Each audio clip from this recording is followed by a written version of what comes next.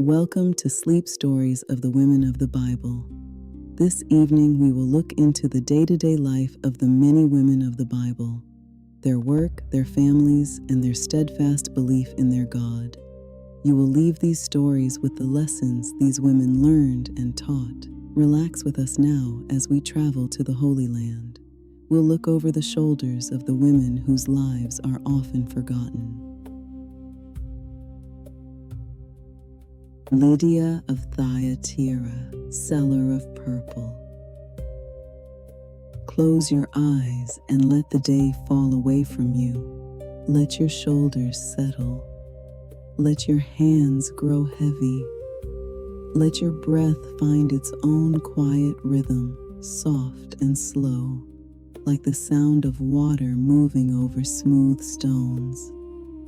We are going somewhere ancient and unhurried tonight, to a city called Philippi in the green hills of Macedonia, where the morning smell of river grass and wood smoke and something deeper, something warm and strange and rich, like the earth itself has been cooking underground.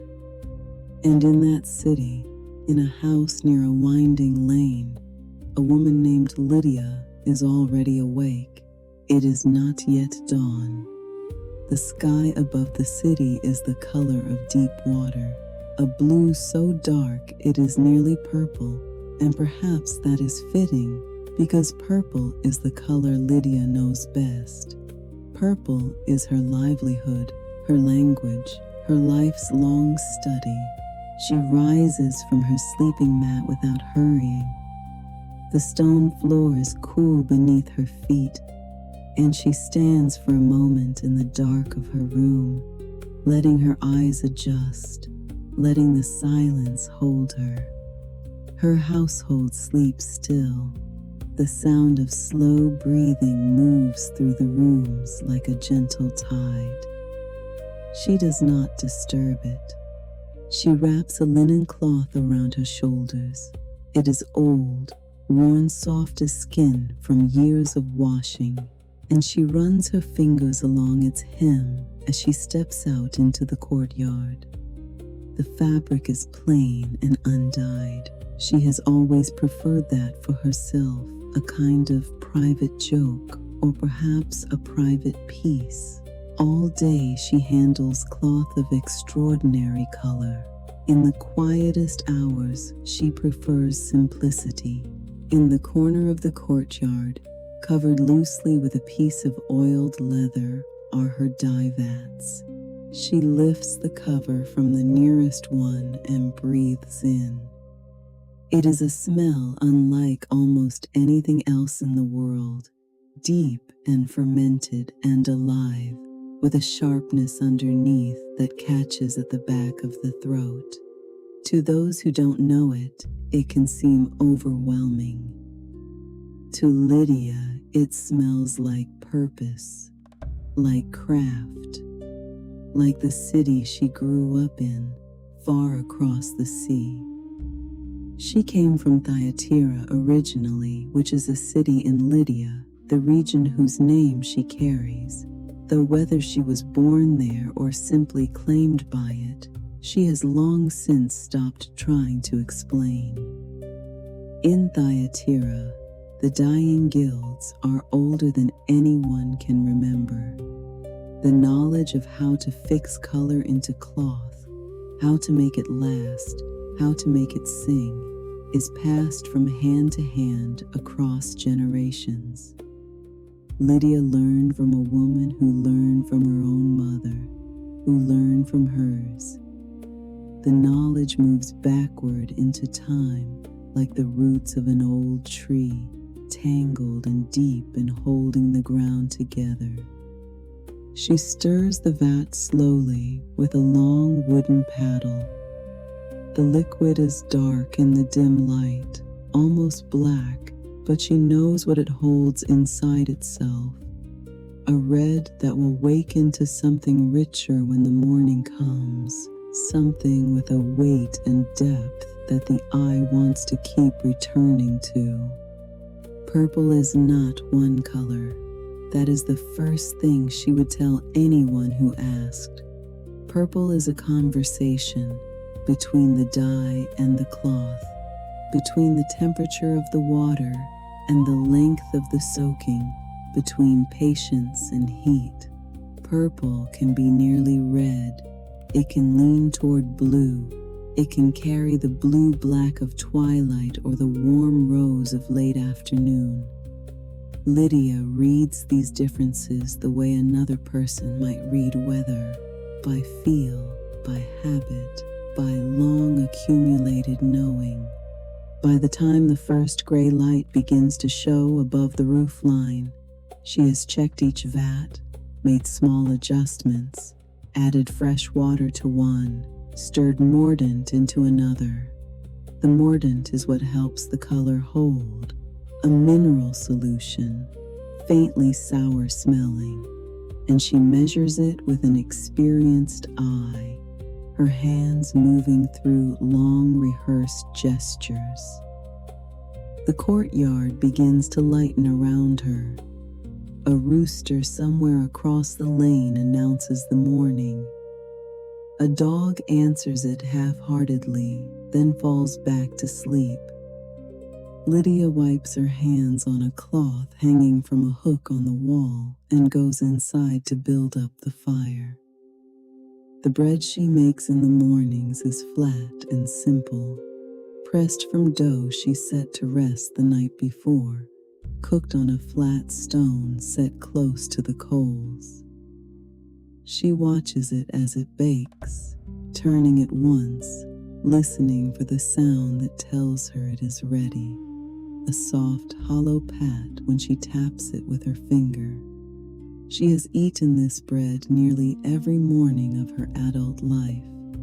The smell of it, warm grain, a little char on the bottom, a wisp of olive oil, is so familiar that she barely notices it anymore, except in moments like this one, standing quietly at the edge of the fire, when she lets herself notice everything. The bread is ready. She sets it on the low table to cool and goes to wake the others. Her household is not large, but it is hers. There are women who help with the dyeing, strong-armed women who know how to wring a bolt of wet cloth without tearing it, who understand the rhythm of work, who can carry the heavy vats between them without spilling. There is a young girl who runs errands and sweeps and is learning, slowly and with considerable curiosity, the names of the different mordants and what each one does to color. There is an older woman who manages the accounts, who was her mother's servant once and is now simply part of her life, as fundamental as the vats themselves. Together they eat the morning bread with oil and salt and a handful of dried olives that wrinkle like old hands in the bowl. The young girl asks a question about a bolt of red cloth that came in yesterday. Is it ready for the bath? And Lydia answers her with a patience that comes easily this morning, because the air is cool, because the bread is good, because there is something peaceful about sitting together before the full weight of the day begins. The cloth that comes to Lydia arrives in bolts of undyed linen or wool, rolled and tied with cording. She unrolls each one herself, pulling it through her hands to feel for flaws, thin places, knots, rough patches where the weaving lost its tension. Her hands know fabric the way a musician knows an instrument. She can feel in her fingertips what her eyes might miss.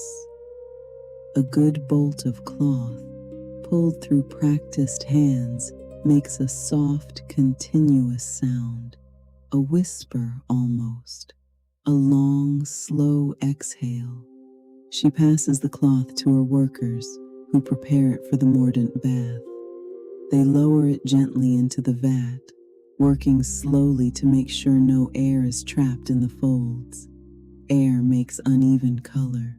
Air makes cloth that looks like a mistake.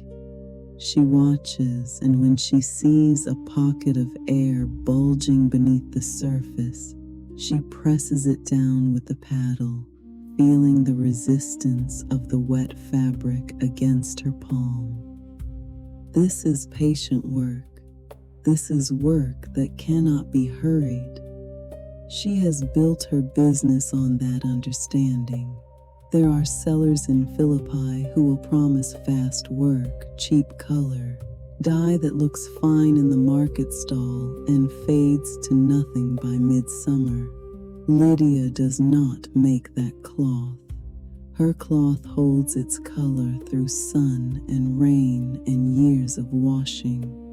She has sold bolts that have outlasted the people who bought them, and there is something in that, in making something that persists, that she finds deeply satisfying.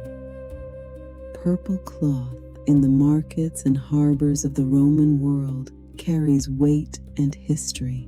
It clothes wealth, it marks ceremony, a magistrate's stripe, a bride's border, the edge of a cloak hung on a hook in a prosperous home. She has tried not to think too much about pride. That is a road she does not want to walk too far down, but she allows herself a quiet satisfaction in the knowledge that the purple she makes is true. On the Sabbath, she goes to the river. It is not far, a walk of perhaps half an hour through the city gate and along a road that curves down toward the water. The Gangites River runs here in a wide, shallow stretch, moving over smooth stones with a sound like low conversation, and on its banks there is a place where those who pray gather. There is no synagogue in Philippi. The city is Roman to its bones, a colony of soldiers and merchants and administrators, but Lydia has been a worshiper of God for many years, drawn to something in those ancient scriptures that the traders from the East carried with their goods, something that answered a question she had not known she was asking. So she comes to the river, and other women come too, some she knows well, some who nod at her with the quiet recognition of people who share a practice, though they may not share much else. They sit on the bank. The grass is soft and still cool from the night. The water moves past them with its patient, unceasing sound. She takes off her sandals and lets her feet rest in the grass and breathes. Someone reads. Someone speaks of what the words might mean. Someone else is quiet and seems simply to be listening, though to what exactly, the reading or the river, or something underneath both, is impossible to say. On one such morning, strangers arrive. They come along the road from the city, several men, travel-worn and dusty, and they sit down among the women with a courtesy that makes Lydia look up from her folded hands. One of them speaks. His name is Paul. He is not a large man, but there is something in the way he speaks that fills the air around him. Not loudness, nothing like performance, but a particular quality of conviction, the way a dye holds through repeated washing. He speaks of a man named Jesus, of life and death and something beyond both, of a love that does not calculate its cost. Lydia listens. The river runs on.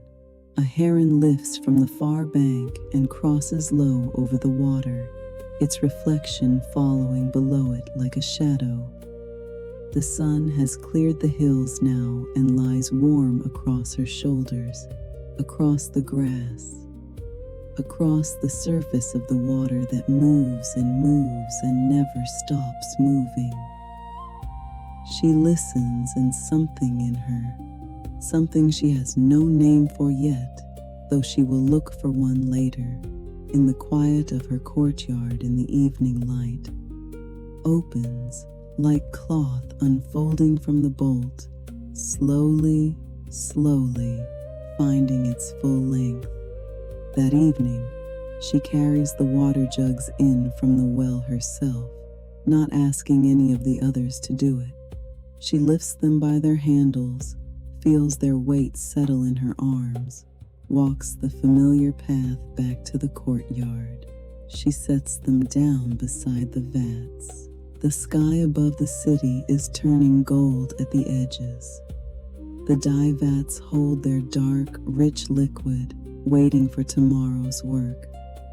The air smells of river water and wood smoke, and that deep fermented warmth that is the scent of her life, all of it, braided together into something she could not have chosen but finds.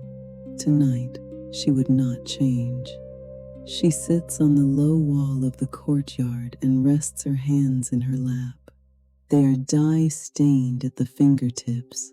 They are always dye-stained at the fingertips, a faint shadow of purple red that no amount of washing quite removes. She has long since stopped trying to remove it. It is just the color of her hands now, just the color of her life. She sits until the stars come out, one by one, and the city grows quiet around her. And when she finally rises and goes inside, she leaves the courtyard door open to the night air, and the sound of the city settling into sleep comes in soft as a breath. And everything is still, and everything is still.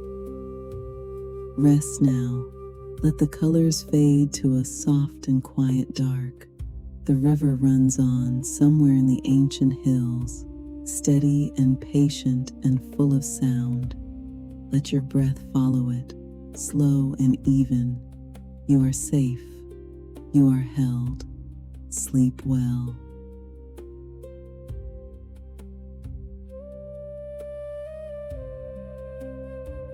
Deborah, beneath the palm tree. Breathe in slowly and let the breath out even slower. Feel the weight of your body settling. Feel the places where you are holding on to the day, the small tightnesses, the places where your muscles have been bracing without your permission, and let them go one by one like stones set down by the side of a road. Tonight we are going into the hill country of Ephraim in the land of Canaan, where the roads rise and wind between stands of oak and terebinth, where the rocky soil gives way in places to pale meadows of grass, and where, on a particular ridge between the towns of Ramah and Bethel, there grows a palm tree. It is the only palm tree for miles. Everyone knows it. Everyone knows who sits beneath it. The palm tree is old. No one alive remembers it being young, which means it has outlasted memory, which is to say it has been here long enough to become part of the landscape itself, as fundamental as the limestone ridge it grows from, as familiar as the shape of the hills against the sky. Its trunk is thick and rough, deeply furrowed, the color of old wood in the rain. Its crown spreads wide overhead, a loosely woven canopy of long arching fronds that catch the wind and move with it in a sound unlike any other sound. A dry, papery whisper, a rustling sweep, a kind of slow breathing that is the tree's own voice and no one else's. In the shade of this tree, in the cooler part of the morning when the air still carries the night's freshness, a woman named Deborah holds court. She has been doing this for years. People come to her from the hill country with their disputes, their questions, their wrongs that need untangling. She listens to them, considers what she has heard, and speaks. What she says tends to be true, or close enough to true that people leave feeling that something has been set right, that the weight they were carrying has been redistributed into something more bearable. She has not fully explained how she knows what she knows. Some things are difficult to explain. She arrives before the first petitioners. This is important to her, to have the tree to herself for a little while before the day begins, to sit with the place in its quietness and let her mind settle the way water settles when the stirring has stopped. She comes up the ridge road in the early morning, her sandals on the pale stones, the air still carrying the smell of night-blooming flowers and damp earth, the light coming in low and golden through the gaps in the hills to the east. She sits with her back against the trunk. The bark is rough through the fabric of her robe, a good roughness, grounding. She leans her head back and looks up through the fronds at the sky, which is pale blue and very high this morning, washed clean by the night air. The fronds move above her in slow, alternating sweeps, and the light comes through them in moving pieces, bright, then shade, then bright again, a gentle, unsteady flickering that is not quite like anything else and is, she thinks, one of the most beautiful things she knows. She sits until her breathing slows, until the morning sounds arrange themselves into their familiar order. Bird song first, then the distant sound of someone's goats on the lower pasture, then the faint sound of wind in the oaks a little further down the ridge, and underneath it all, continuous and very quiet, the voice of the palm tree itself. She is ready when the first person comes. He is a young man with a property dispute. His uncle's field, a question of a boundary marker that may or may not have been moved. Two families who have not spoken civilly in 3 months. He is nervous. He has rehearsed what he wants to say, and some of it falls away when he actually begins speaking, so that the shape of the story arrives unevenly, with gaps in the middle. Deborah listens without filling the gaps. This is the first skill she has found, the willingness to let the silence sit after a person stops speaking, to wait for what comes next, which is often more true than what came before. The young man pauses, and she does not speak, and he says something else, quieter, more hesitant, closer to what is actually the matter. She asks a small question, just one. He answers it, and the answer tells her most of what she needs to know. She considers for a moment. She looks at the fronds above her while she considers, a habit she has developed over years, looking at the moving light as a way of giving herself room to think. And then she tells him what the law says, and what she thinks the law means here, and what she believes a right resolution would look like. He is quiet. Then he nods. He had known, she thinks, before he came. He had simply needed to hear it from someone else. Others come through the morning. There is a woman with a question about inheritance, working through the death of a father and the complicated feelings that come with it, which have wound themselves through the legal question until the two are nearly impossible to separate. Deborah listens to both. There is a man who comes not with a dispute, but with a question about a dream he has had 3 times, a dream that frightens him in the way that particular dreams do, not because of what is in them, but because of how certain they feel. She does not dismiss this. She takes it seriously, turning it slowly in her thoughts the way you turn an object in your hands to understand its shape. There is a pair of brothers, silent and furious, who sit on opposite sides of the tree and look at the ground, while each tells his version of an afternoon that ended badly. She does not ask them to look at each other. She asks each of them a question about something that happened before the afternoon, and the answers, they are almost the same answers, she notices, begin to show the shape of what actually happened, which is simpler and sadder than either of them has said. The fronds move, the light shifts. The ridge road is warm now, the morning coolness gone, the sun fully up and the hill country showing its summer colors, dry gold and dusty green, the pale gray of limestone, the deep shadow of the oak groves. She does not eat until the midday pause.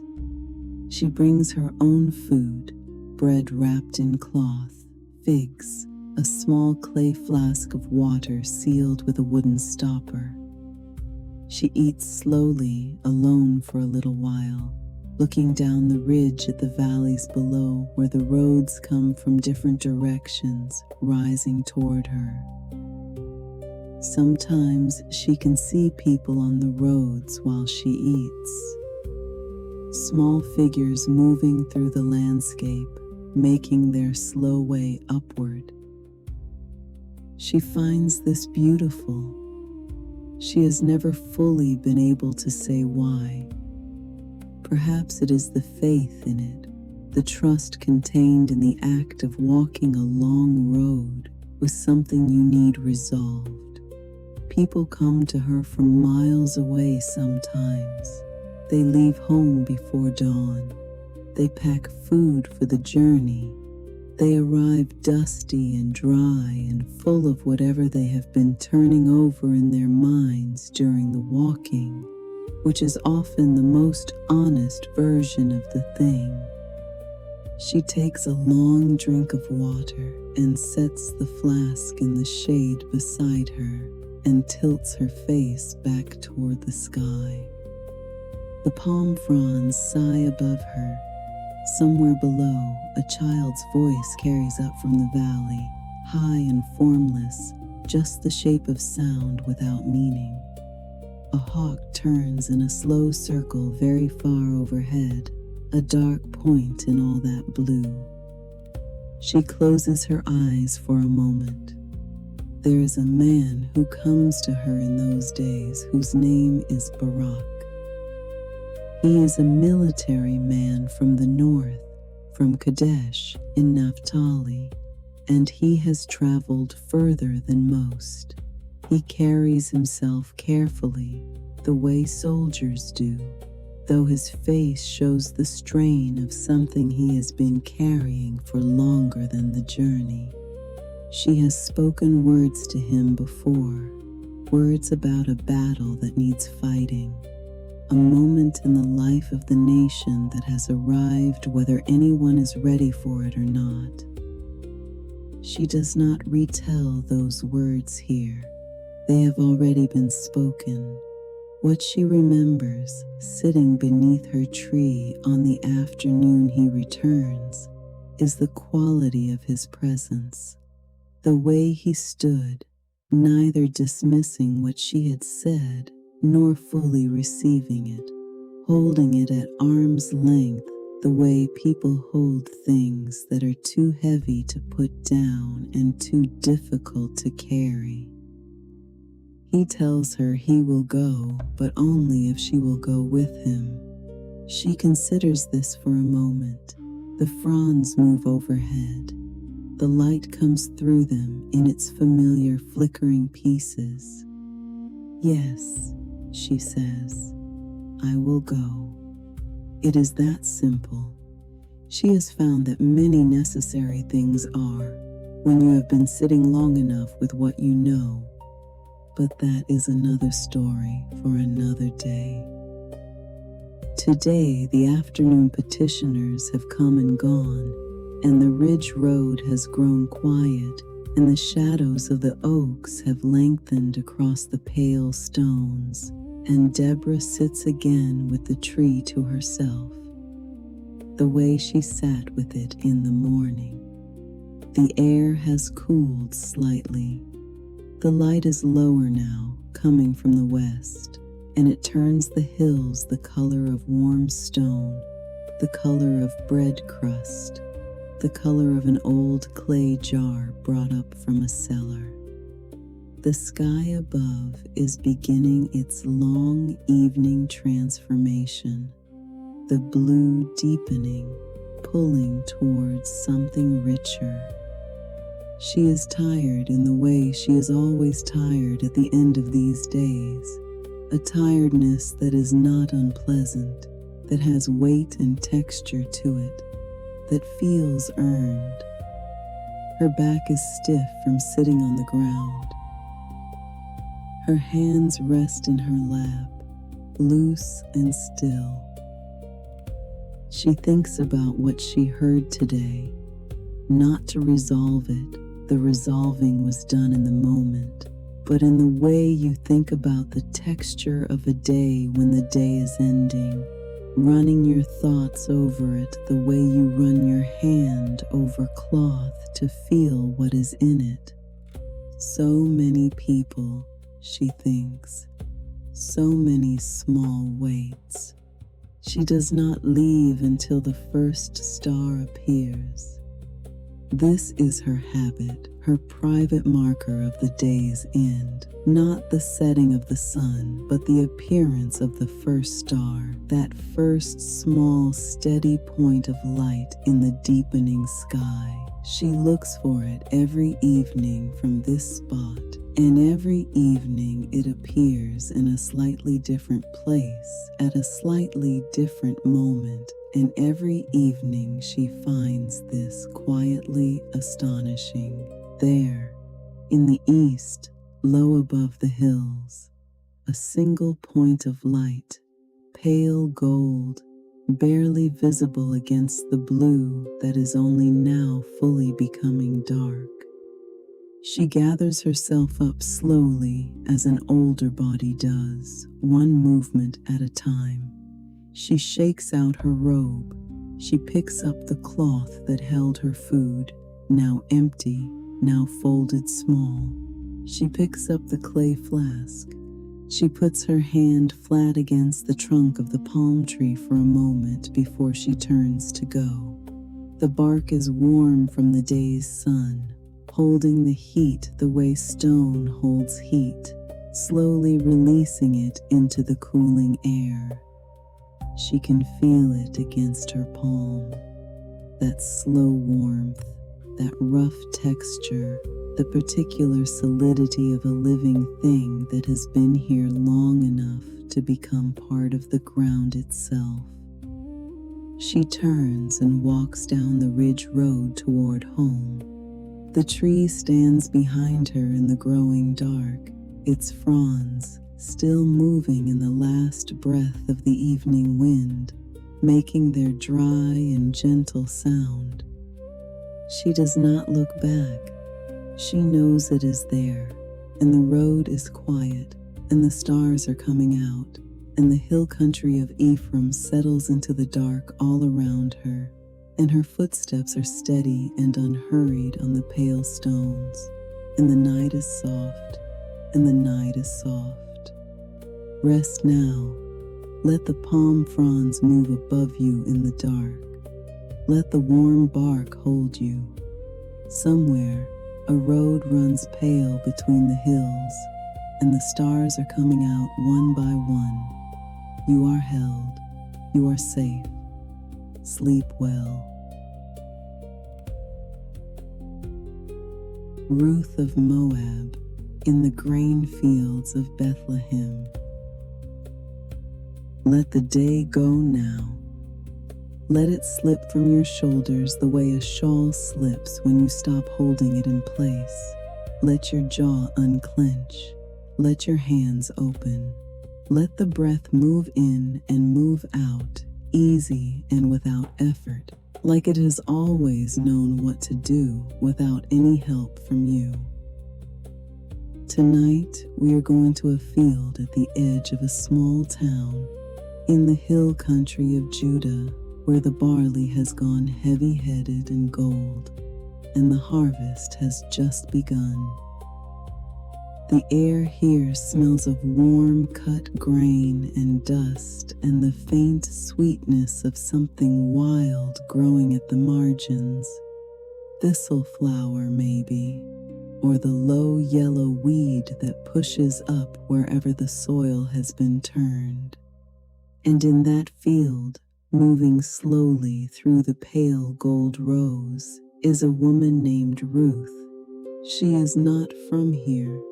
She came from Moab, the country across the Jordan and the Salt Sea, a green and rocky place, different in its hills and its gods, and the way the people there speak to one another in the market.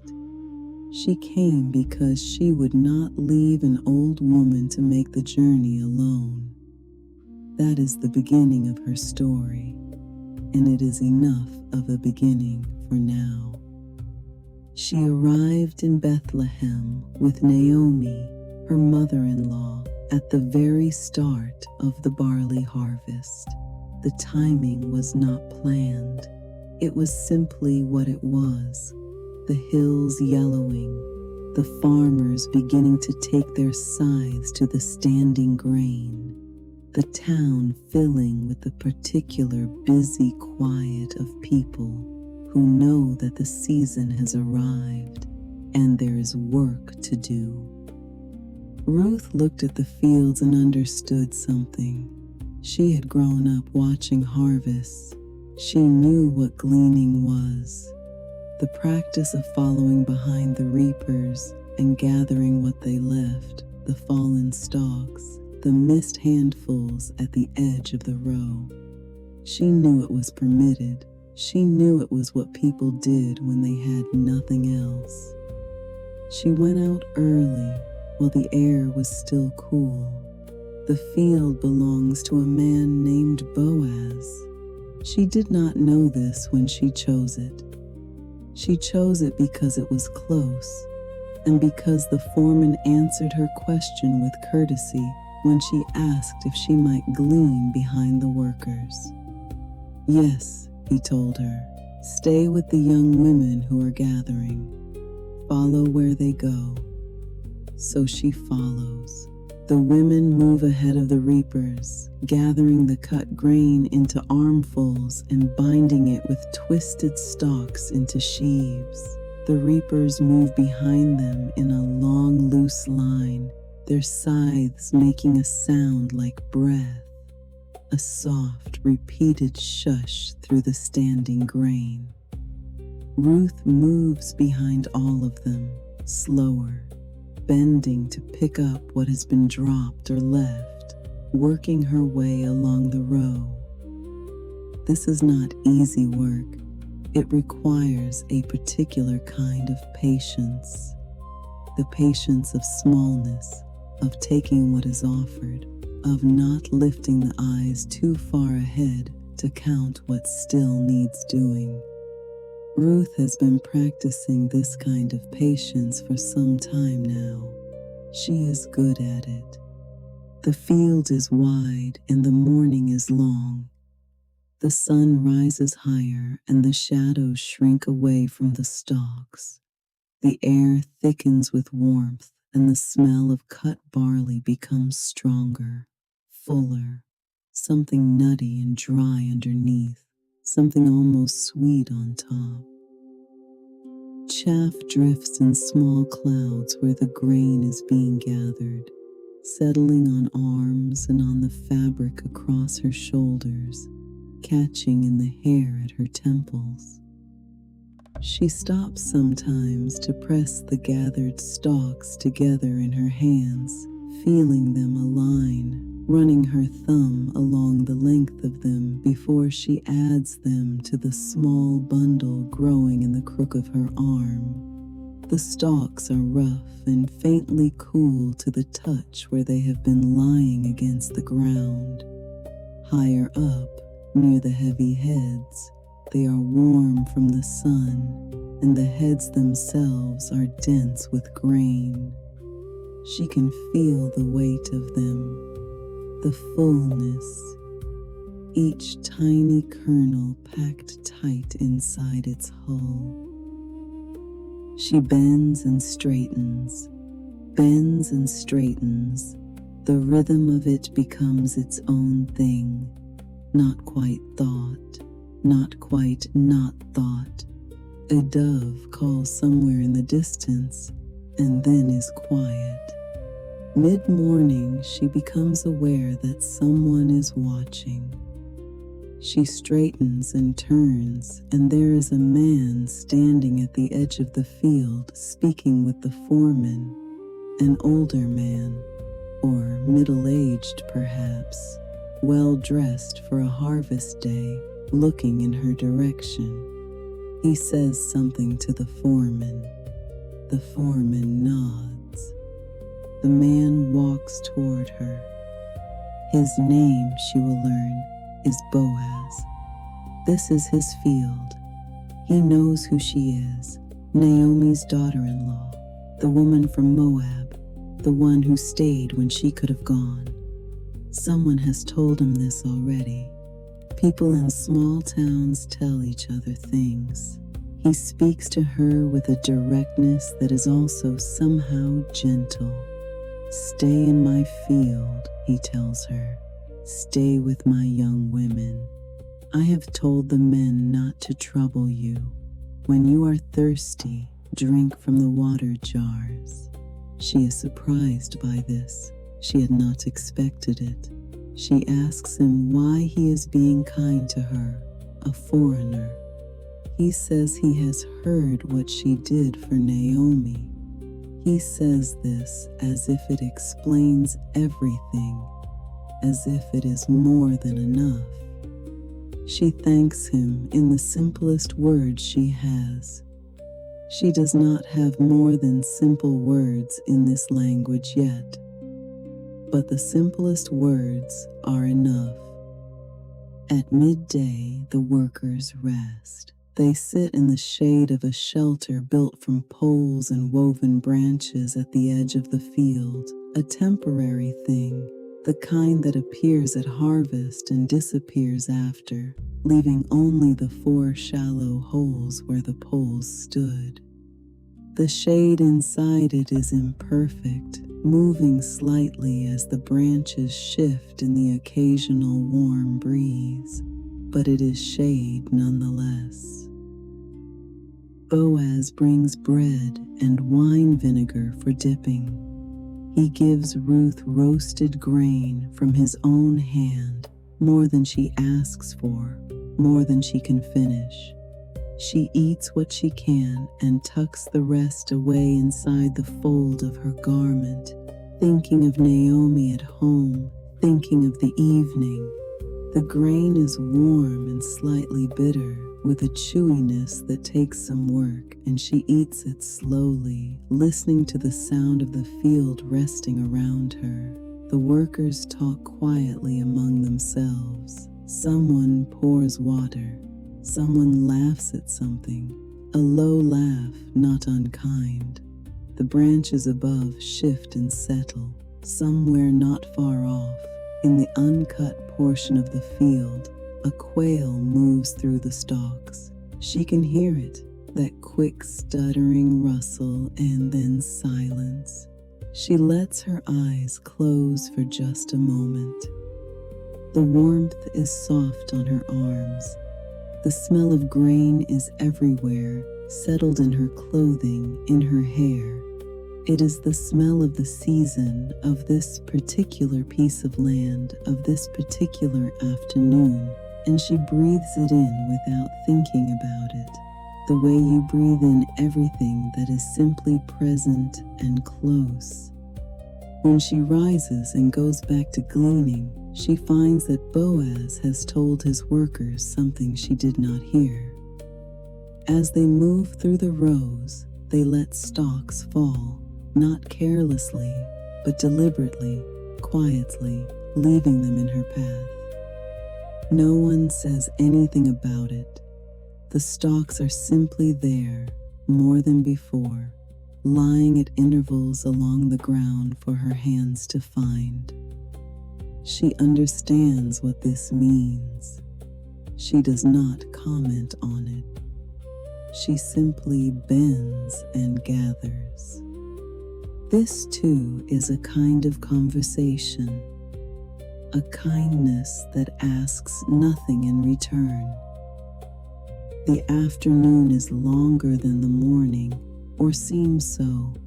The sun moves slowly across the sky, and the heat settles deep into the earth and rises back up from it at the same time, so that the warmth seems to come from everywhere at once. The smell of dust rises with it. Sweat dries on her arms before it can gather, leaving a faint salt trace on her skin. She has moved from one side of the field to the other and is working her way back now, and the bundle at her arm has grown unwieldy. She stops to set it down and retie it, kneeling in the stubble, pressing the stalks into order, winding a long strand of straw around them to hold everything together. The stubble presses into her knees through the fabric of her garment. She notices this without minding it. She has noticed these past weeks that there are different kinds of hard things. There are the ones that break you, and the ones that simply ask something of you, and the difference is not always obvious at the beginning. She is still finding out which kind these days are. She suspects, kneeling here in this field in this town that is not her own, in this language she is still fitting herself to, that they may be the second kind. She lifts the bundle and continues. The sun is low when the day's work ends. The reapers gather their tools. The women set down the last of the sheaves. The sounds of the field change, the working sounds giving way to the sounds of people stopping, talking, moving toward the path back to the town. Ruth sits for a moment at the edge of the field and beats out the grain from her bundle, striking it against the ground, working through it handful by handful until the loose kernels fall and can be gathered from the dirt beneath. This is slower than it sounds. She works until the light begins to thin and the air cools, until she has separated what can be separated, until she knows she needs to go. She scoops the grain into her carrying cloth and ties it across her back. It is heavy, heavier than she expected, which means more than she hoped for, which means something she does not yet have a word for. She walks the road back to Bethlehem in the long golden light of the end of the day.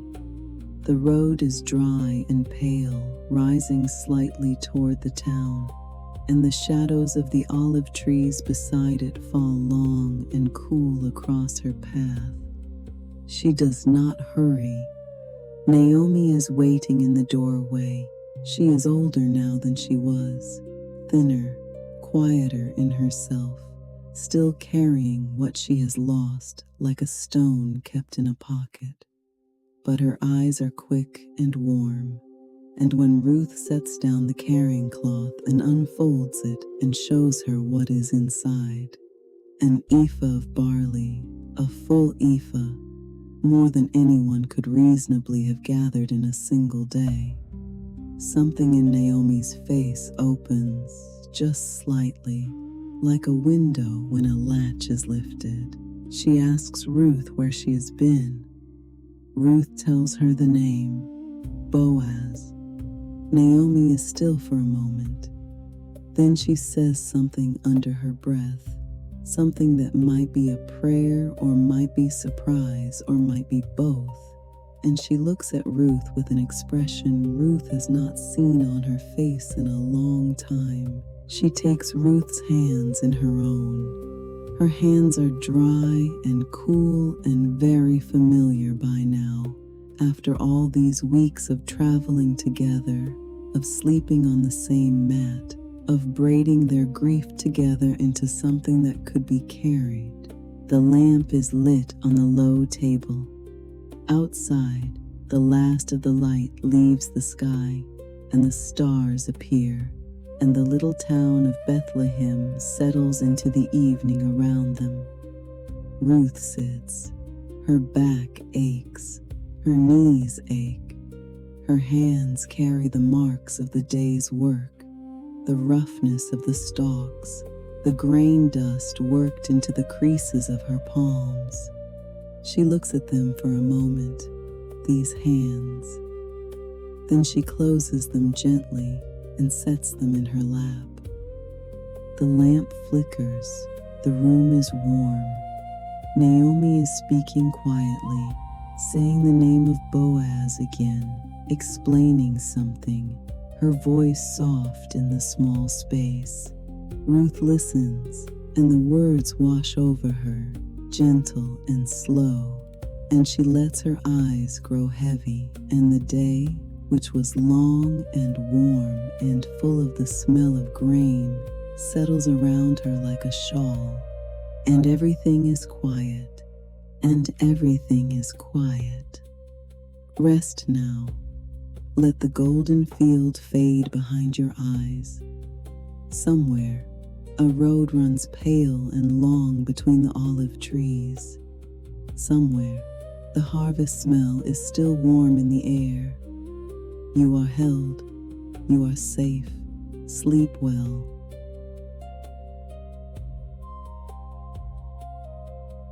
Phoebe, a voyage across the Mediterranean. Close your eyes and let the motion begin. Very slight, very gentle, a rocking, almost imperceptible, like the body remembering water. Let your breath move with it. In on the rise, out on the fall. There is nothing you need to do. The movement is doing everything.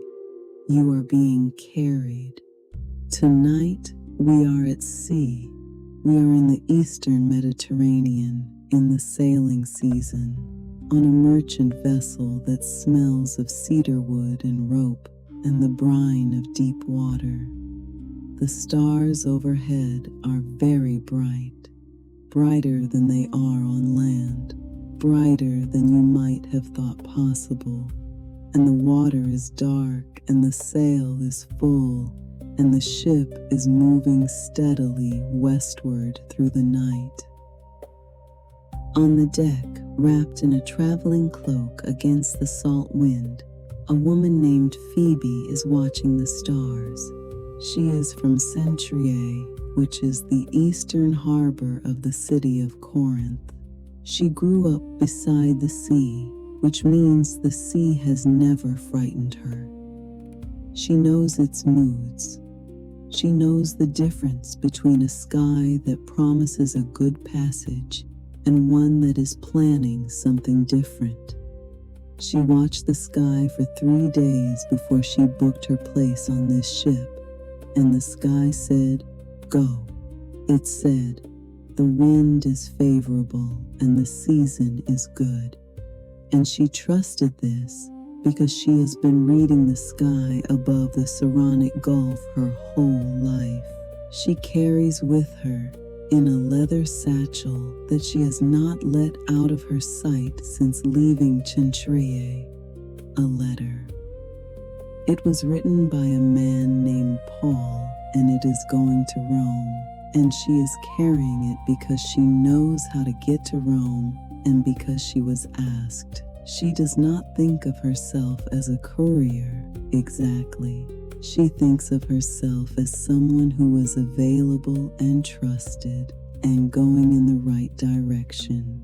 The church at Cenchreae, where she has served for years, not on the margins of it, but near the center, in the practical work of seeing what is needed and finding a way to provide it, has sent her with the letter and its commission, and she has accepted this the way she accepts most things, practically, without excessive ceremony, with her eyes open.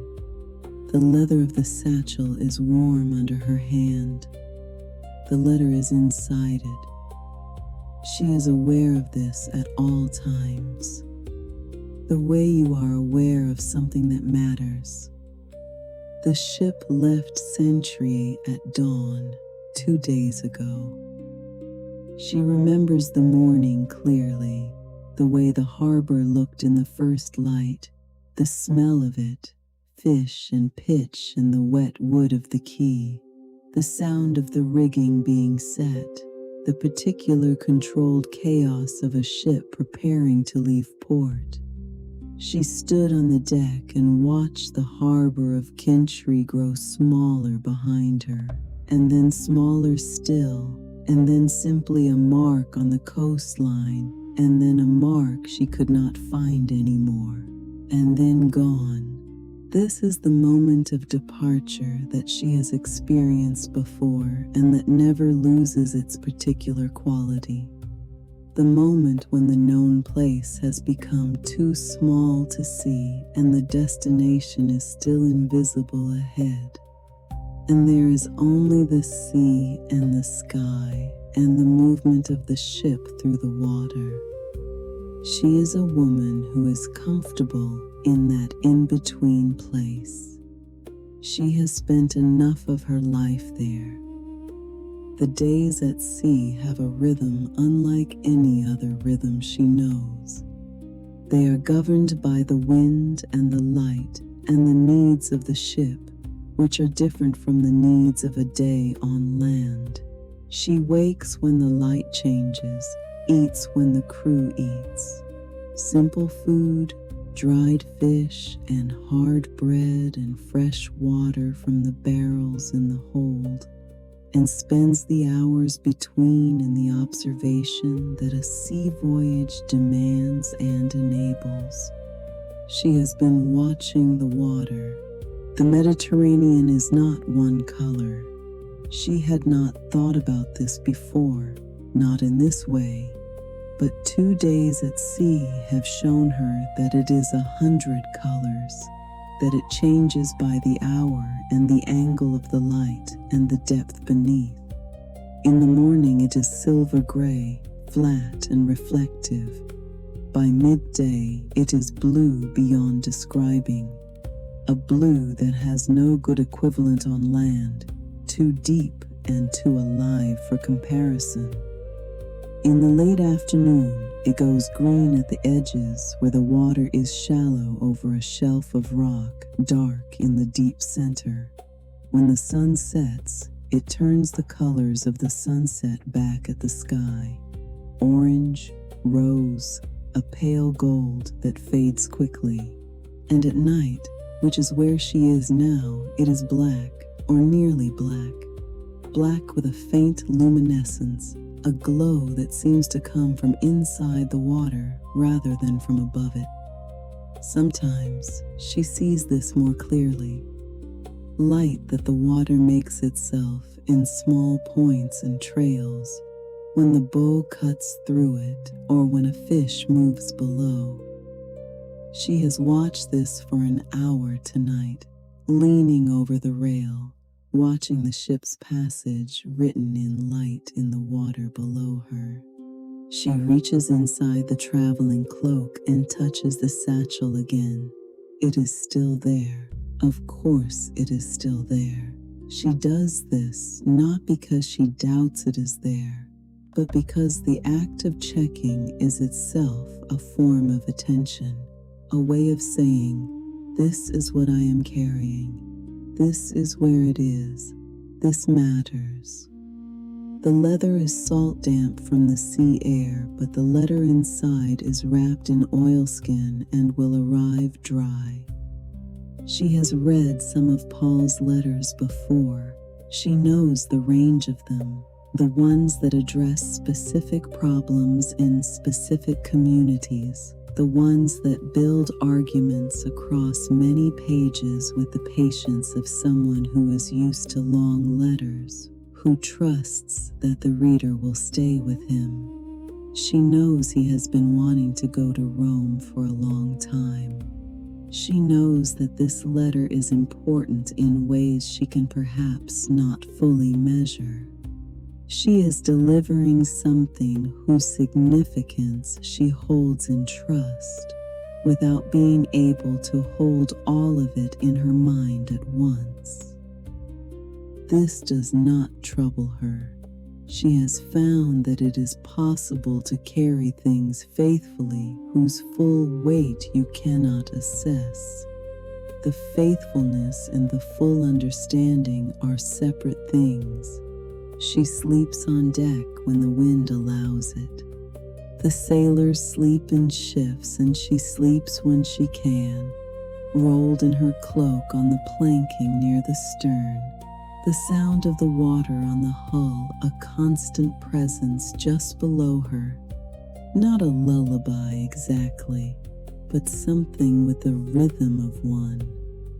The ship moves through the dark water, and the stars wheel slowly overhead, and she sleeps with the particular depth that comes from being in motion, from being carried, from having given the work of the crossing over to the wind and the crew and the night. She dreams of Finchree, of the harbor in the early morning, the smell of it, the light on the water before the fishing boats come in, of the faces of the people she has known there, the particular community of a small congregation in a port city, people from many places, speaking many languages, gathered around something they are trying to understand together.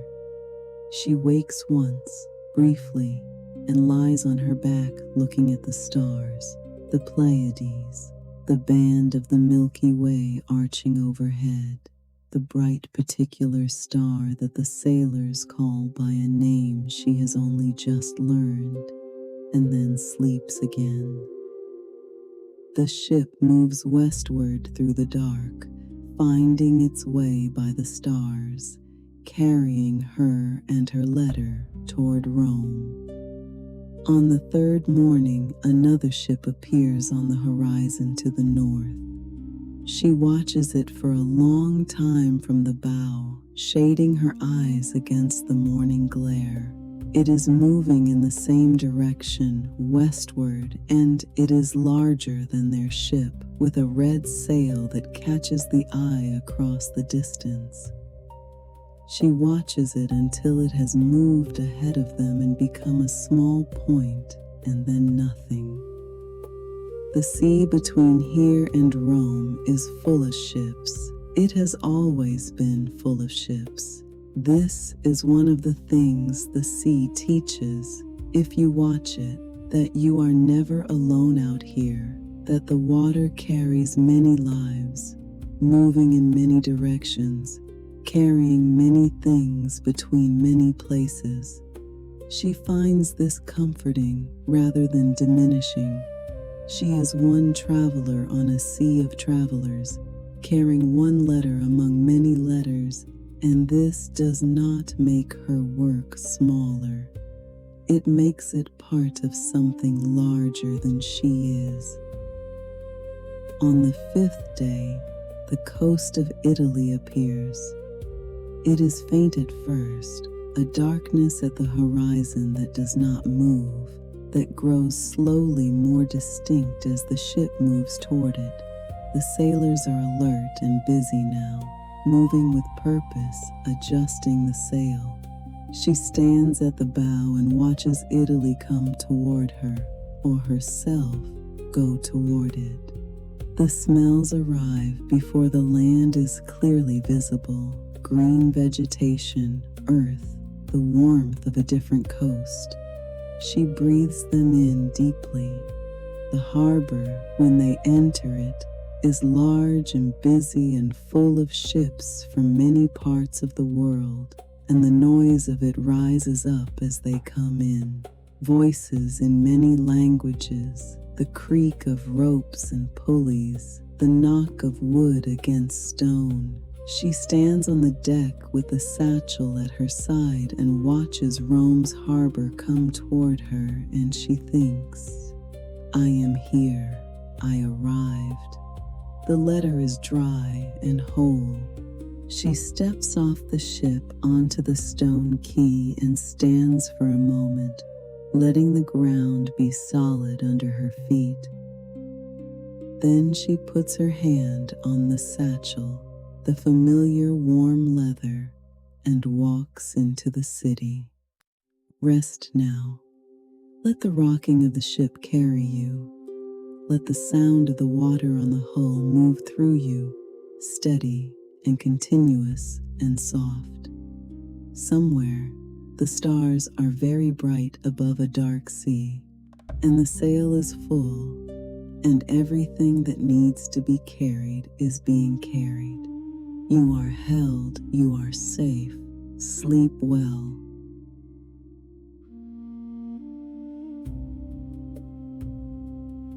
Hagar, the desert of Beersheba and the well. Let your breath slow now, just a little slower than it wants to be. In through the nose, out through the mouth. Let each exhale be longer than the one before, until the breath finds its own bottom, its own resting depth. Let the tightness in your chest release. Let your hands unclench. You are here. You are still. Tonight we are going somewhere difficult, but we will not stop in the difficulty. We are moving through it to the other side, to the moment after the hardest moment, when the water is found and the light comes back and the ground can hold you again. We are going to the desert of Beersheba in the south of Canaan, where the land opens into something vast and ancient and still. The woman walking into this desert is named Hagar. She is Egyptian, which means the desert is not entirely foreign to her. She grew up in a country that is half desert, that knows the smell of dry sand and the quality of shadow in the hard midday light, that knows what it is to carry water carefully and use it slowly. But Egypt's desert is known desert, desert with roads through it, with wells marked, with the accumulated knowledge of where the water is. This desert is different. This desert has no roads she has been told about, and no wells she has been given directions to, and she has been walking since morning with a child and a skin of water, and the water is gone. She is not a woman who gives way to despair easily. Her life has required her to be practical, to assess what is available, to make the best of it, to endure what cannot be changed. She is good at these things.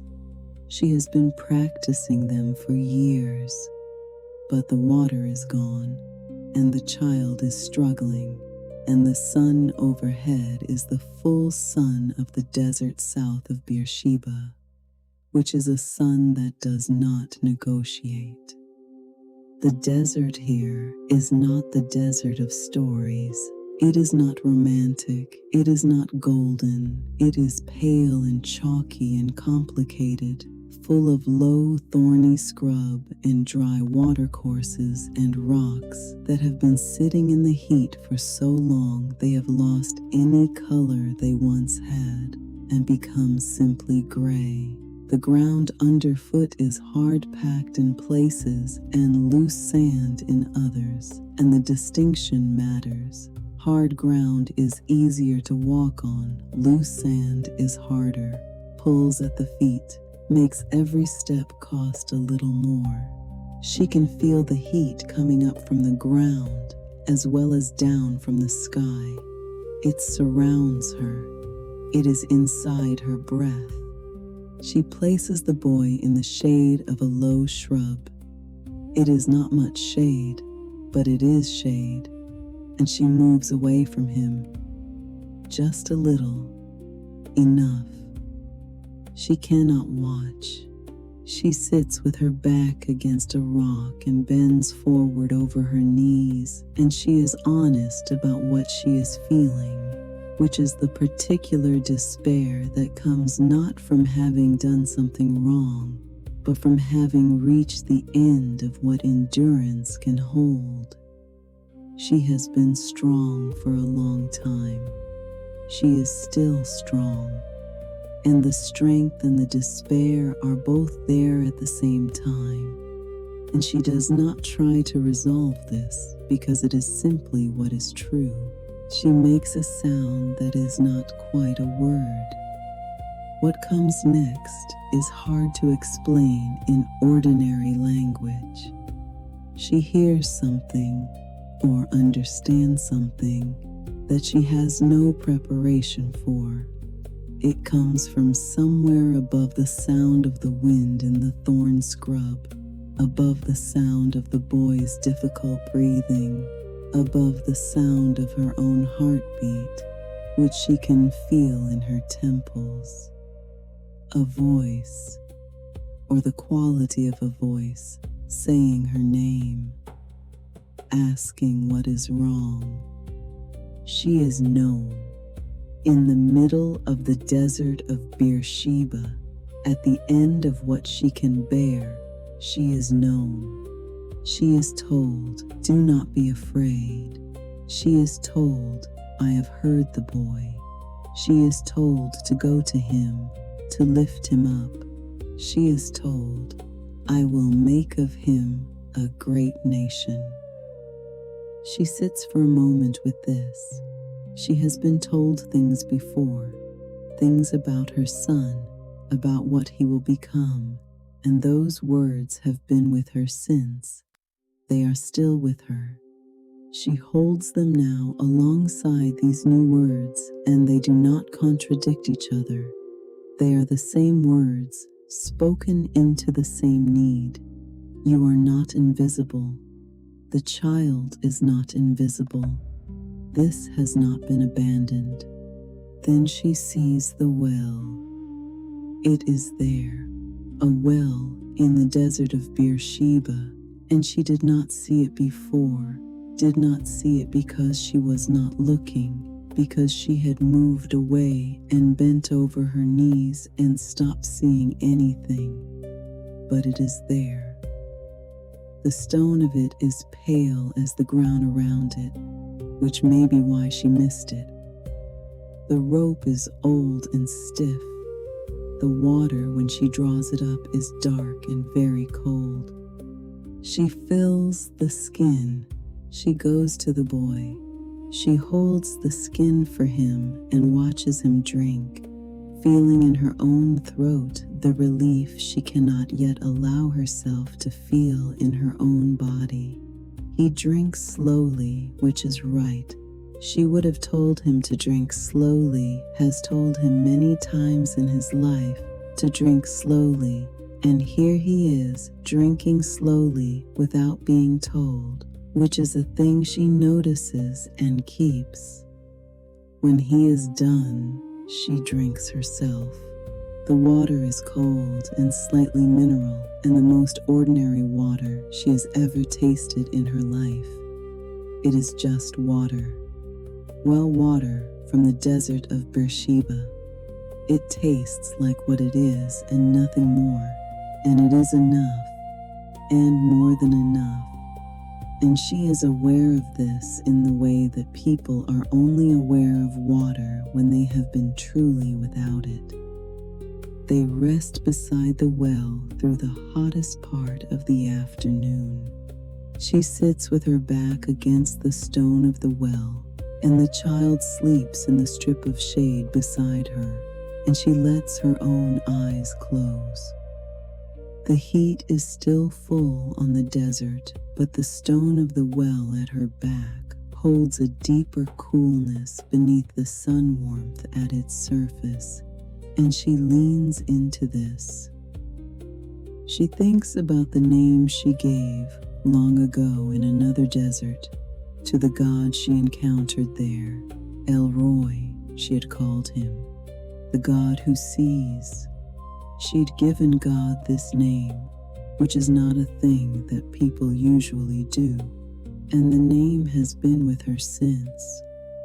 She says it now, quietly to herself, not as a prayer exactly, more as an acknowledgement, a recognition returned. She is seen, the child is seen.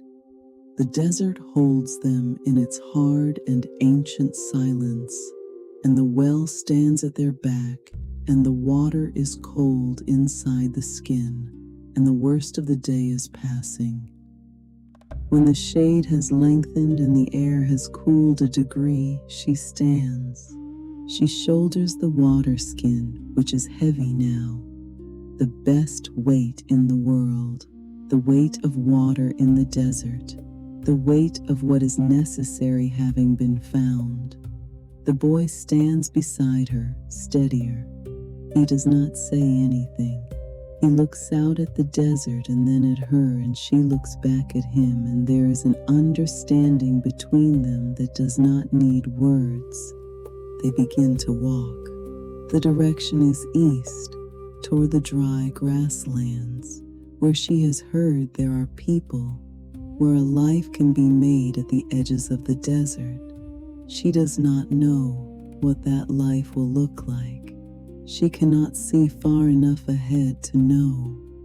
But the water skin is full, and the boy is beside her, and the ground is hard packed here, which makes the walking easier, and the light is lower now and cooler, and the sky above the desert is beginning to change, the pale blue going deeper, going richer.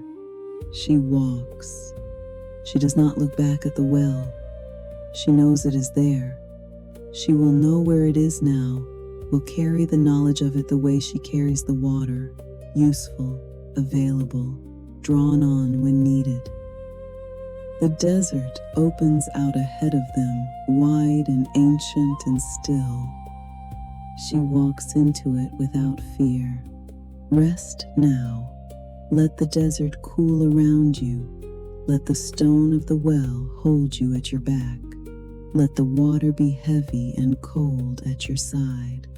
Somewhere, the hard ground is easy underfoot, and the sky is deepening, and you are walking towards something you cannot yet see but are not afraid of. You are held. You are seen. You are held. Sleep well. The woman at the well, Sychar, in Samaria. Let your breath deepen now, slowly, without effort. Let the sounds around you become like water, present, continuous, not requiring anything of you. Let your arms grow heavy. Let your legs grow heavy. Let the weight of the day move through the mattress beneath you and into the ground, which will hold it without trouble. Tonight we are going to a place called Sychar, in the hill country of Samaria, in the heat of the midday sun. Most people are inside at this hour, behind thick stone walls where the shade is deep and the air is still, and the only sound is the sound of someone breathing slowly in the cool of the afternoon. The streets are quiet. The roads are empty. But a woman is walking toward the well. She carries a clay water jar on her shoulder, her hand steadying it at the rim. Her sandals make a quiet sound on the dry road. She walks alone. The well is old. It has been here since before memory, since before the town of Sychar existed in its current form, since before the houses that now surround it were built and rebuilt and built again. It is Jacob's well. The people here know it by that name, have always known it, and there is a particular feeling that comes from drawing water from a place that has been used for that purpose for longer than anyone can calculate. A feeling that the act itself has weight, that it is connected to something that extends back in time the way roots extend into ground, invisibly, enormously. The well is stone around the rim, worn smooth where countless hands have rested against it. The stone is warm in the sun, the kind of warmth that builds over hours, sun deep, slow to leave. She sets her jar down beside it and bends to look into the well. Far below, in the dim coolness that the shaft keeps against the heat, she can see the water. It is dark and still and very far down, and the air that comes up from it is cool against her face, a small breath of relief in the middle of the day's heat. She uncoils the rope from the post beside the well. The rope is rough and worn, slightly gritty from years of use, and she wraps it around her hands with the practiced ease of someone who has done this many times, who knows the weight of the full jar at the end of the rope, who knows how her shoulders will feel when she draws it up, who has made this trip so many times that the rope has worn its own kind of knowledge into her palms. There is a man sitting at the edge of the well. She notices him when she straightens up. A traveler from the look of him, dusty from the road, sitting on the low wall of the well with the particular stillness of someone who is tired and making no effort to conceal it. He is not from here. She can tell this without knowing exactly how she can tell it. The way you can tell when a bird in the garden is not the bird that usually comes there. He asks her for a drink of water. She is surprised enough that she says so. She says, "You are a Jew, and I am a Samaritan woman. Why are you asking me for a drink?" She does not say this unkindly. She says it the way you state a fact that seems relevant, because it is relevant, because there are centuries of complicated history in it, because the road between these two peoples is long and not entirely repaired, and she has lived all her life in the knowledge of this. He does not answer the question she asked. He says something else instead. Something about living water, about a gift she doesn't know she could ask for. She listens. She is a practical woman, and her first thought is practical. You have nothing to draw with, and the well is deep. She says this. She looks at him and she says, "Where would you get this living water?" They go on talking. It is the middle of the day, and the sun is full overhead, and there is no shade at the well, and none of this seems to matter very much to either of them. She has come for water, and she is having a conversation instead, and the conversation has the quality of the ones she can count on one hand, the ones that go somewhere she did not expect, that open into something larger than what they appeared to be from the outside. He says things she does not expect. He knows things about her life that a stranger has no way of knowing, knows them plainly without judgment, the way a person states facts that are simply part of the landscape. She does not know what to make of this. She holds it in her mind the way you hold something you are not sure is fragile, carefully, without squeezing. She asks him a question about worship and where the right place is to worship, which is a question that has divided her people from his for centuries. It is a real question. She has wondered about it, the way people wonder about the things that have always been contested around them. He gives her an answer she has not heard before. She listens.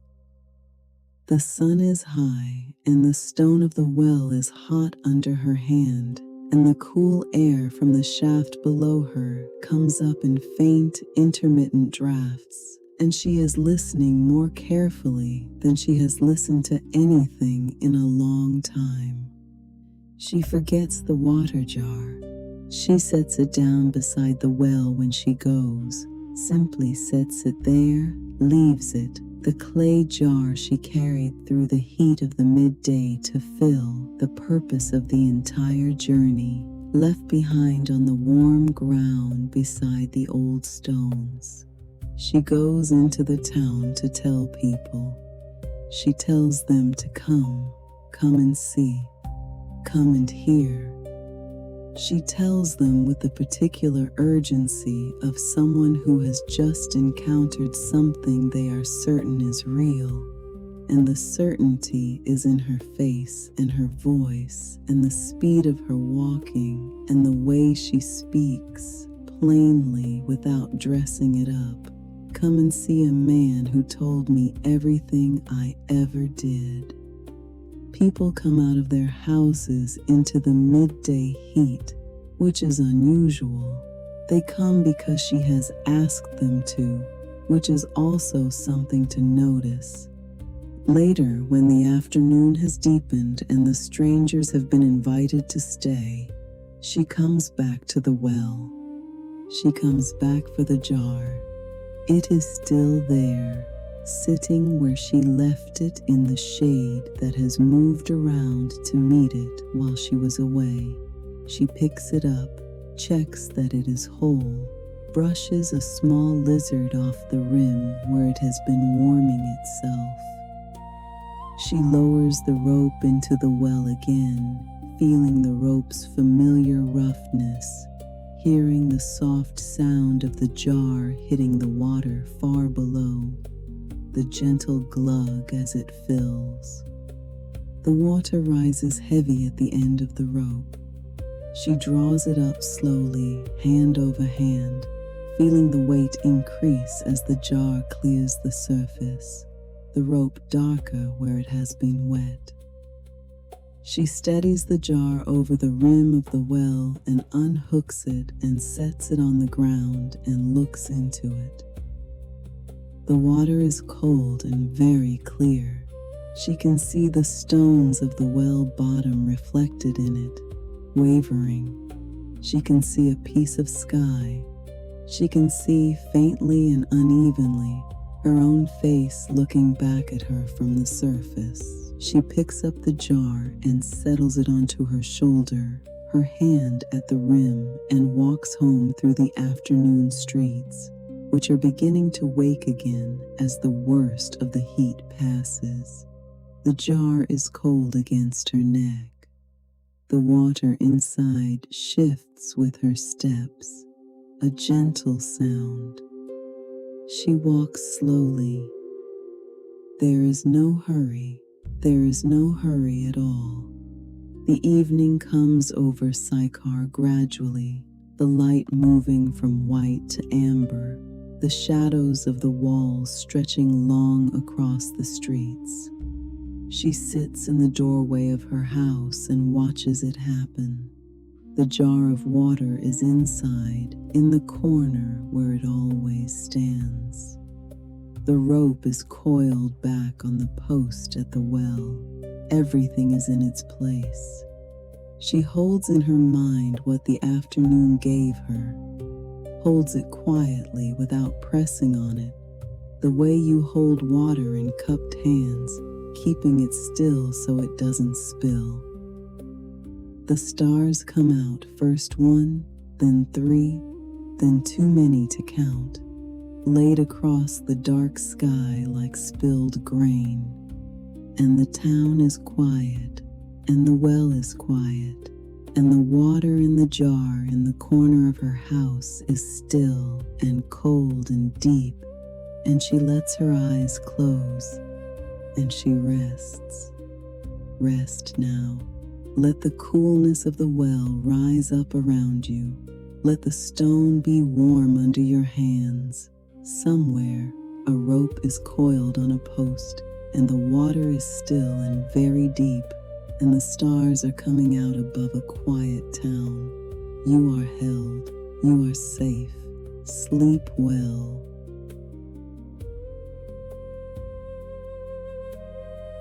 Priscilla, the architecture of tents. Settle in now. Let your body find the position it wants. Feel the surface beneath you, its firmness, its temperature, the way it meets you. Let your muscles stop working against it. Let the weight of you be held. Let the breath come in low and slow, filling from the bottom up, and then release it all the way, until there is nothing left and the next breath comes on its own.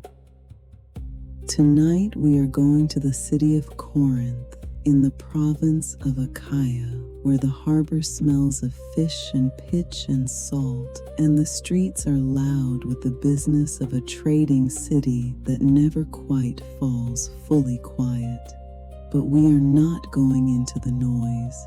We are going to a workshop on a side street where the door stands open to the morning air, and where the work that is being done inside is slow and particular and requires complete attention.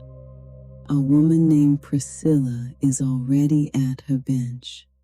She is a tent maker, as her husband Aquila is a tent maker, as his family before him was.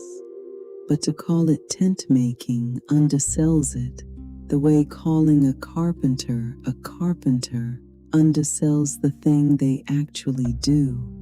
The word names the trade but not the knowledge, the years of understanding accumulated in the hands, in the eye, in the memory, that knows without being told what a piece of leather wants to do and what it will resist. Priscilla has been at this work since she was young. She learned it from Aquila's mother first, then from Aquila, then from the accumulation of her own experience, which has now outrun both teachers and become its own thing, a fluency she carries in her hands and her shoulders, in the particular way she holds her head when she is looking at a piece of material and deciding what it needs. The workshop is her world in the morning hours. She knows every corner of it the way you know a room you have lived in for years, not by thinking about it, but by the body's knowledge. the knowledge that lives below thought. The materials are organized along the left-hand wall. She put them there herself years ago, and the arrangement has evolved slowly since, adjusted, refined, settled into its current form the way a riverbed settles. There are hides of goat leather in various grades of thickness, rolled and tied with cord, each one different in the hand, some supple and almost soft, some stiff and resistant, some with a particular grain that catches the light in a way she finds useful for certain applications. There are bolts of heavy woven cloth, linen and rough wool, and a thick canvas woven from a fiber that comes from further east, for the parts of a tent that do not need to be entirely waterproof but need to breathe. There are ropes of twisted fiber in several weights, loops of bronze rings, wooden toggles worn smooth from handling, and there are the tools.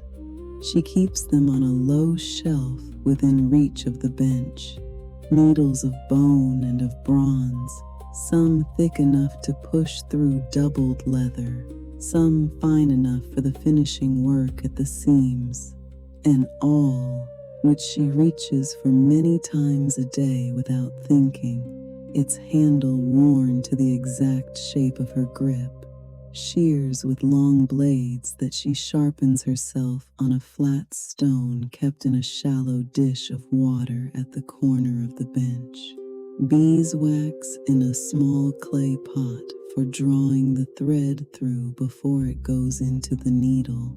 The wax keeps the thread from catching, makes it run smooth through the hole the awl makes. These are the tools. They are not beautiful in any conventional sense. They are worn and marked by use, but there is a beauty in them that she has thought about, the beauty of things that have been shaped by the work they do, that have arrived through long use at exactly the form they need to be. The morning light comes through the open door at an angle. In the first hour, it falls across the bench in a long, low stripe, and she works in this light with particular attention because it reveals things the overhead light later in the day does not. The slight irregularities in a seam, the places where the leather is thinner than it appears, the angle of a stitch that has gone slightly off the line. She uses this light the way she uses every good thing, fully, without waste. She is working on a tent commission that has been with her for 2 weeks, a large tent for a family that travels with a merchant caravan, a tent that must be light enough to carry but strong enough to stand in the wind that comes down from the mountains in the eastern passes. The requirements are in some tension with each other. Most interesting problems are: she has spent more time than she would admit simply sitting with the materials, thinking, holding a piece of leather up to the light, watching how it stretches when she pulls it in different directions, running her thumb along the grain of the weave in the canvas, feeling where it is strongest, where it will give first. The geometry of a tent is straightforward. She has made this kind many times, but the particular behavior of these particular materials is a thing she has to discover fresh each time, because no two hides are alike and no two bolts of cloth are alike, and the work requires her to pay attention to what is actually there rather than what she expects to find. The thread she is using this morning is a twisted linen, heavy and tightly spun. She pulls a length of it from the spool, a sound like a small sigh, and draws it through the beeswax, feeling the slight resistance as the wax coats the fibers. She holds the thread up to the light.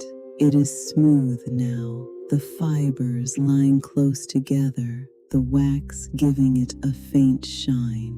She threads the needle, a large needle, bone, with an eye wide enough for this thread, and begins. The awl goes into the leather first, making the hole the needle will follow. The sound of this is small and precise. A firm push, a slight creak of the leather giving way. She makes the holes in a line along the edge of the panel, spacing them by feel, her thumb measuring the distance between each one with an accuracy that years of practice have made nearly automatic. Then the needle, in through the hole, the thread pulling through smooth, the wax doing its work, and then the same on the reverse, the stitch forming in the tight, flat way that a good tent stitch lies. Not decorative, not ornamental, just true. She works along the seam, stitch by stitch, and the work fills her attention completely. This is something she has come to prize about the work, the way it takes everything. When she is stitching, she is only stitching. The city outside, the worries of the week, the conversations that are waiting to be had, all of it moves to a distance, and what is left is just this: the needle, the thread, the leather, the line. Aquila works at the bench beside her. They do not speak much during the working hours, not because they have nothing to say to each other, which is very far from the truth, but because they have learned over years together that the work and the talking live in different parts of a person, and it is difficult to do both well at the same time. So they work in a companionable quiet, occasionally passing a tool, occasionally one of them holding something while the other works a needle through a difficult angle. A small choreography of practical intimacy that they have developed without ever discussing it. Sometimes a visitor comes. Their workshop has become in this city where they are not originally from. They came from Rome, displaced like many others, carrying their tools and their knowledge and their faith and not much else. A place where people stop. Some come for tents. Some come because they have heard there are people here worth talking to.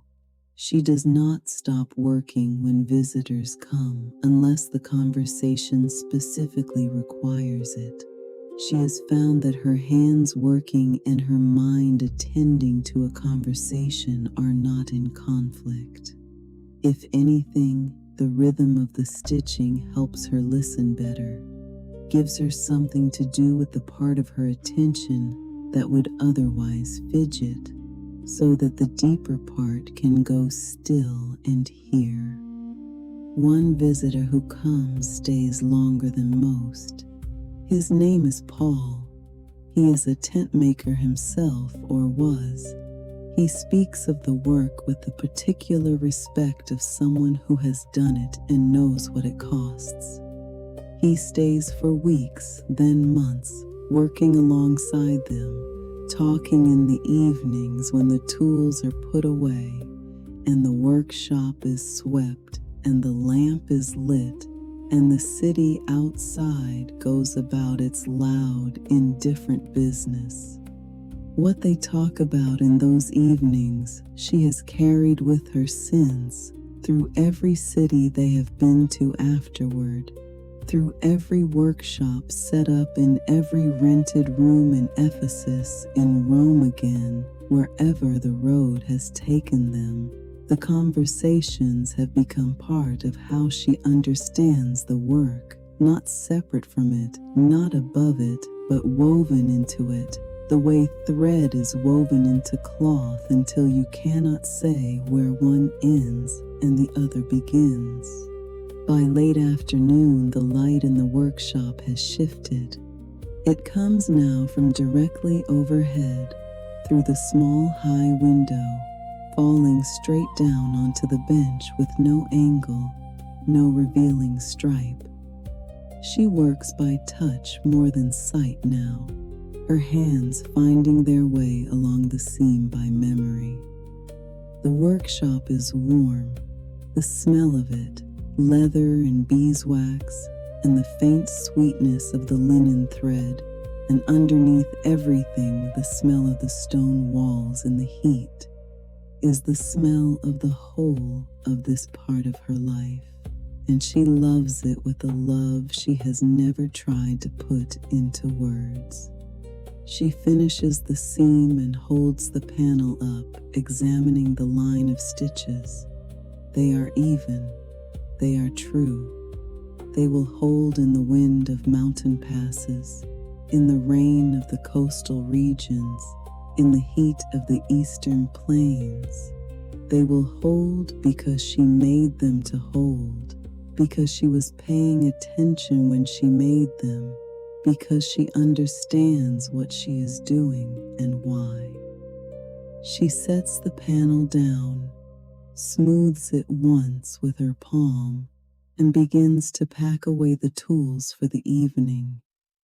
The needle goes back to its place, the awl, the shears, the wax pot covered with a scrap of leather to keep the dust out, everything in its place, where she will find it tomorrow morning without looking. Aquila is already sweeping the floor. The sound of the broom on the stone is steady and ordinary and very dear to her. She hangs the panel she has been working on from the hook above the bench, where it will be ready in the morning.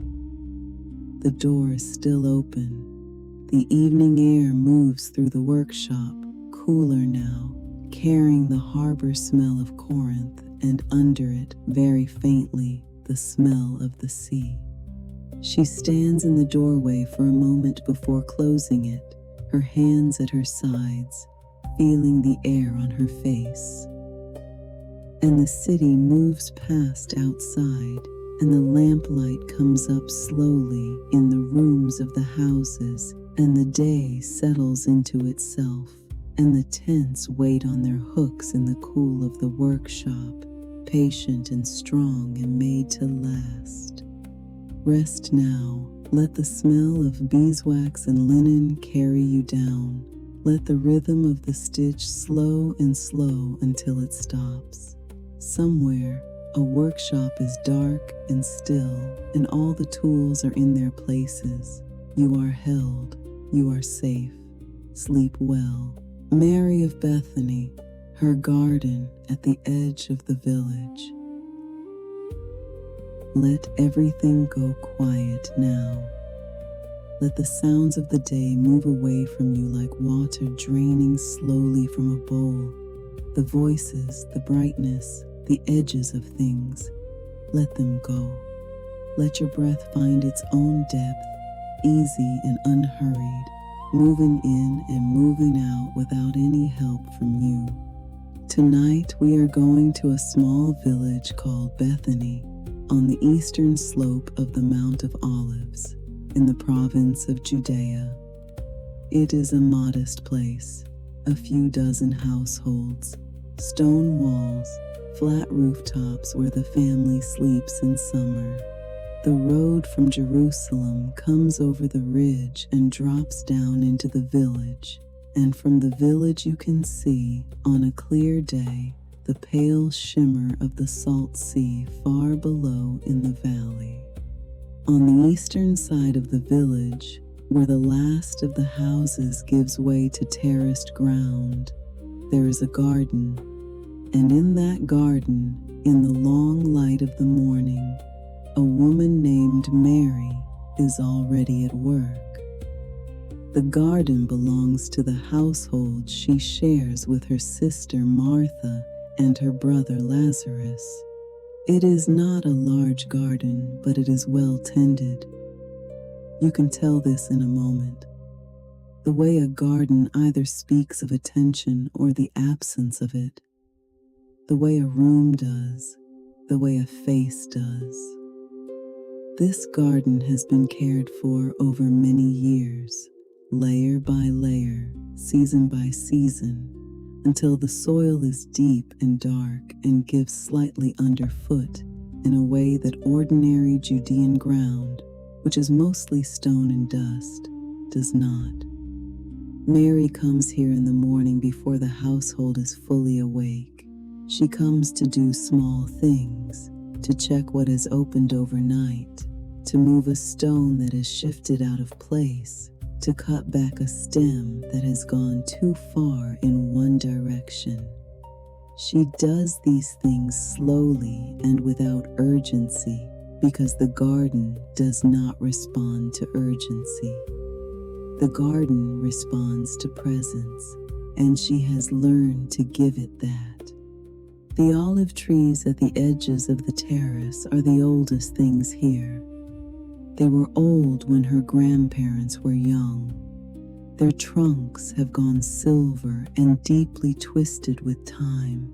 The wood hard as stone beneath the bark, which is rough and ridged and peels in small gray flakes when you run your thumb along it. She has sat with her back against these trunks since she was a girl, and they have the particular quality of very old things that have stood in one place through many seasons, a steadiness, a weight, a kind of patience that is not the same as stillness because they are always slightly moving, the leaves turning in the small morning breeze, silver on one side, gray-green on the other, flickering between the two. She stops beneath one of them now and stands for a moment with her hand against the bark, just feeling the texture of it. The bark is cool in the morning shadow. There is a faint smell of the tree itself, something dry and faintly bitter, something ancient, mixed with the smell of the earth beneath, which is rich and loamy and carries the coolness of the night still inside it. She listens. The birds in the olives are awake. Small birds, busy with their small business, moving quickly through the branches in the particular way of birds that have somewhere definite to be. A dove calls from the far side of the terrace once, and then again after a long pause, and then falls quiet. She moves through the garden with a clay bowl held in the crook of her arm. The bowl is for cuttings, spent blooms, yellowed leaves, anything that needs to come away so that the plant can put its energy elsewhere. She moves among the herbs first, hyssop, whose small leaves are rough against her fingertips and leave a clean green smell on her hands when she presses them. Mint, which sprawls in low mounds between the stones and smells sharp and cool when she brushes it with her foot. Coriander, gone to seed now, its umbels dry and papery and faintly sweet when she holds them close. She works along the bed slowly, her attention moving from plant to plant the way attention does when it is not being directed, gently at its own pace, resting where it finds something interesting and moving on when it is ready. A grasshopper sits on a stone unhurried. The stone is warm already, though the sun is still low. She stops to look at the grasshopper for a moment. It looks back at her with its angled amber eye, and then is gone. a small flicker of motion, too quick to follow. She straightens and moves on. There are roses near the wall. They are old roses, the kind that bloom once in the year and then rest, not the kind that push relentlessly through the season. Their petals are a deep pink that goes almost red at the center, and their smell is the particular smell of Damascus roses, heavy and warm and somehow ancient, as if the smell itself is very old, as if roses have always smelled this way and always will. She cuts a stem for the house, choosing one that is just past fully open, whose petals are beginning to loosen at the edges. She holds it for a moment before she sets it in the bowl.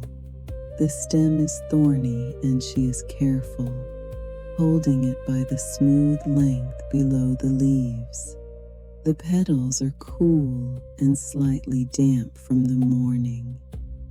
She thinks, not for the first time, that there is something about a rose fully open that is almost too much, that it gives everything at once, holds nothing back. She has always found this both beautiful and faintly sorrowful, the way certain kinds of generosity are. By mid-morning, the heat is building. The sun has cleared the ridge of the Mount of Olives and is full on the garden now, and the smell of the earth rises as it warms, that deep, good smell of soil and growing things, of something being released by the heat into the air. She can smell the hyssop more strongly now, and the dry, clean smell of the limestone wall, and underneath everything, so familiar she almost doesn't notice it, the smell of olive leaves in sunlight, which is the smell of every summer morning of her life. She sits in the shade of the largest olive tree with a cup of water and drinks it slowly. The water is from the household cistern, cool and very slightly mineral from the stone. She drinks it slowly, feeling the coolness move through her. The shade of the tree moves slightly as the leaves turn in the occasional morning breeze, and the light on the ground beneath her shifts, the dappled pattern of light and shadow rearranging itself in slow, continuous movement, never quite settling, never quite the same from one moment to the next. She has been told, and not unkindly, that she thinks too much, that she lets things become occasions for reflection when they should simply be things. She has considered this and found she cannot fully agree. The water is cool and mineral, and it is also something she is grateful for. The light moves under the olive tree, and it is also briefly astonishing. These two ways of holding things have never seemed to her to be in conflict. They are just both true at once. She does not always stay in the garden when there are guests in the house. Sometimes she goes in and sits close to wherever the conversation is happening, because there are conversations that are worth leaving the garden for. She has learned to distinguish these from the others, not by the subject matter, not by who is speaking, but by something in the quality of the attention in the room, something that changes the air the way weather changes it unmistakably before you can name what is different. When she sits and listens in those moments, she is not passive. It only looks like passivity from the outside. Inside, she is working as hard as she ever works in the garden, pressing down into what is being said, feeling for what is underneath, following the thought where it leads. asking herself the next question and the next. The garden taught her this: how to be still on the surface while something goes deep. How the best attending looks like doing nothing. The afternoon grows long and warm. She is back in the garden now. The clay bowl has been emptied, the cuttings composted at the base of the wall. She is doing almost nothing, sitting on the low stone bench beneath the roses, her hands in her lap, her eyes half closed, listening to the sound the garden makes in the heat of the afternoon. There is more sound than people expect. The bees and the hyssop, a low, continuous hum, rising and falling as they move between flowers, a sound that is somehow both busy and deeply restful, a sound that has been here all morning and she has only now fully noticed it. The dry rustle of the olive leaves, the occasional small thud of a fruit dropping somewhere beyond the wall in the neighbor's orchard, a cat somewhere inside the house, making a brief and irritable announcement before going quiet again. She lets these sounds move through her without holding any of them. The evening comes in gently, the way evenings do in this season and this place. The light goes from white to gold to something deeper, and the shadows of the olive trees stretch long across the terrace stones, and the smell of the garden shifts, the sharp herb smell softening, the rose smell deepening, something cooler underneath everything as the stone of the walls begins to give up the day's warmth. She sweeps the path along the base of the wall with a small bundle of dry brush tied with string, moving the sweep slowly, listening to the soft scratch of it on the stone. She has done this at the end of every day she can remember. There is nothing difficult about it. There is also nothing empty about it. The path is clean, and it will need sweeping again tomorrow, and she does not mind either of these facts. She sets the brush against the wall where it always rests. She stands in the middle of the garden for a moment in the last of the light. The roses are closed now. They close with the cooling of the air, the petals folding back into themselves, keeping what warmth they can inside. The olive trees are going dark. The bees have stopped. She breathes in the evening smell of the garden, slow and full. Then she goes inside, where the lamp is lit and Martha is speaking and something warm is on the fire, and the voices of her household fill the small rooms, and the day comes quietly to its close, and the garden rests in the dark, and the roses keep their warmth inside, and everything is still. Rest now. Let the smell of the garden stay with you, the hyssop, the rose, the cool earth under the olive trees. Somewhere, a dove is calling once, and then once more, and then falling quiet. You are held, you are safe. Sleep well.